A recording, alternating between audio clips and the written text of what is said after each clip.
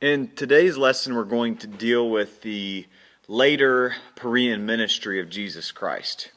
The later Parean ministry of Jesus probably occupied a 3.5 month period, extending from the Feast of Dedication in AD 29 to the last journey to Jerusalem in the spring of AD 30.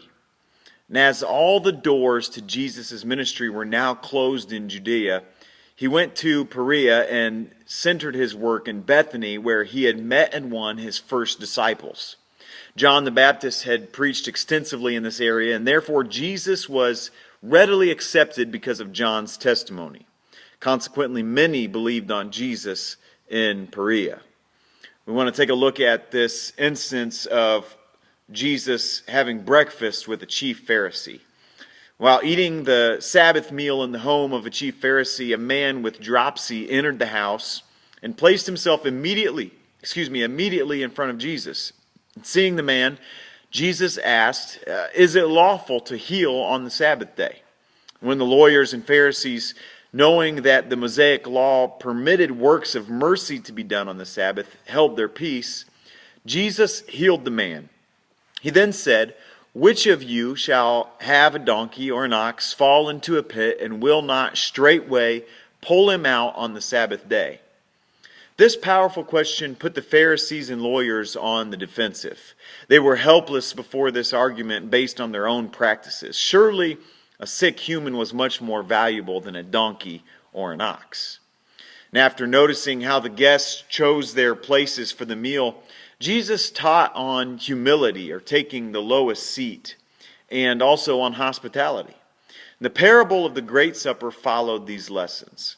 The parable of the Great Supper should not be confused with that of the marriage of the king's son in Matthew chapter 22, for there are many vital differences of detail. The story of the Great Supper is a warning, predictive of the reception of the Jews' calling of the Gentiles. And although spoken in answer to the remark of the guests, it showed the whole company the nature of the privileges that they enjoyed, the responsibility that they faced, and the danger in which they stood if they rejected the gospel. These Pharisees had to feel that they were not only in the place of privilege but also of peril, and that by rejecting the gospel message, they would be counted less worthy than the poorest, most ignorant, most degraded of men, since the class by acceptance was entering into the gospel feast. The gospel feast is a great celebration of pardon, forgiveness, peace, access, joy, and 1,000 other blessings. The invitation is frank and the entrance to the feast is free. The great majority of men, however, make flimsy excuses, putting things of the world first. Religion must occupy a secondary place, if any, in their lives. And as a result, these who reject Christ are themselves rejected. But the wedding shall be furnished with guests in spite of earlier rejection. These later guests come not because they are worthy, but because they are invited. And Jesus then deals with the cost of discipleship. Great crowds continued to follow Jesus, and in Luke chapter 14, verses 26 through 34, he revealed to them the condition of effective discipleship. He presented these conditions under 5 aspects. First, disciples must choose their loyalties. Christ must hold first place in the disciple's heart. Not even the dearest earthly tie of family may stand in the way of loyal devotion to the cause of the Master. Disciples must bear a cross, and the idea of cross-bearing was familiar to the people. It was no easy task that they were embracing when they became his disciples. They must deny themselves and daily bear their cross. Third, disciples must pay a price. The cost to be counted was illustrated by the rash builder and the inept king. Fourth, the disciples must renounce all possessions. They must be willing to put Jesus in service in his kingdom first in their lives. And finally, number 5, the disciples must maintain the spirit of sacrifice and service. Disciples without the spirit of self-denial are like tasteless salt that has lost its strength. It cannot even be used, as many other things can be, to fertilize the land. Jesus' defense against the criticism of the Pharisees is the next thing that we want to take a look at in our lesson today. The Pharisees and scribes greatly resented Jesus' popularity with the multitudes and always sought an excuse to attack him.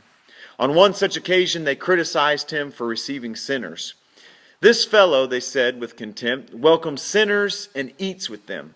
And by this they implied that Jesus preferred these outcasts, even harlots, to the respectable class because he was like them in character and in taste. And in reply to this accusation, Jesus encouraged the penitent sinner by setting forth the love of God for man in his lost estate in three of the most beautiful stories of all of his ministry. First, we have the parable of the lost sheep. Second, the lost coin. And third, the lost son. In these parables, Jesus presented three pictures of God, showing his posture toward the sinner before and after repentance. He pointed out to the Pharisees and scribes his own attitude toward sinners, what theirs should be, and justified this position by revealing what God's attitude is toward the lost. Jesus wound up this parable discourse by vividly illustrating the Pharisees' attitude through the disgruntled attitude of the elder son in the story of the lost son or the prodigal son. Jesus was severely rebuking their self-righteousness and their exclusiveness in relationship to the lost. Shepherd expounded on this theme. The author Shepherd expounded on it, saying the first parable emphasizes the lost, the second, the search, and the third, the restoration. They teach us of God's feeling of the lost and his joy in recovering the lost. We then have some lessons on stewardship.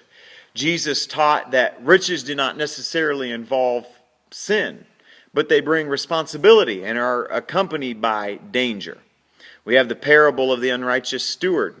And the parable of the unrighteous steward is well known for its difficulty of interpretation, but most scholars suggest that the hidden lesson is that the follower of Christ should be as shrewd about his spiritual future as the unjust steward was about his immediate security. We also have the parable of the rich man and Lazarus, or the story that Jesus told of the rich man and Lazarus, which is not in fact a parable, but a true story. Jesus said, there was a certain rich man. To the Pharisees, this man's riches were a sign of divine favor and divine blessing, while the beggar's poverty indicated divine punishment and contempt. And in this narrative, the rich man was not condemned for being rich. Nothing is said of ill-gotten wealth or avarice, but he most likely would have received this wealth through what would be considered just means or noble means. He formed, however, the habit of selfish, thoughtless living, oblivious to the misery all around him. And such a character can never be at home with God.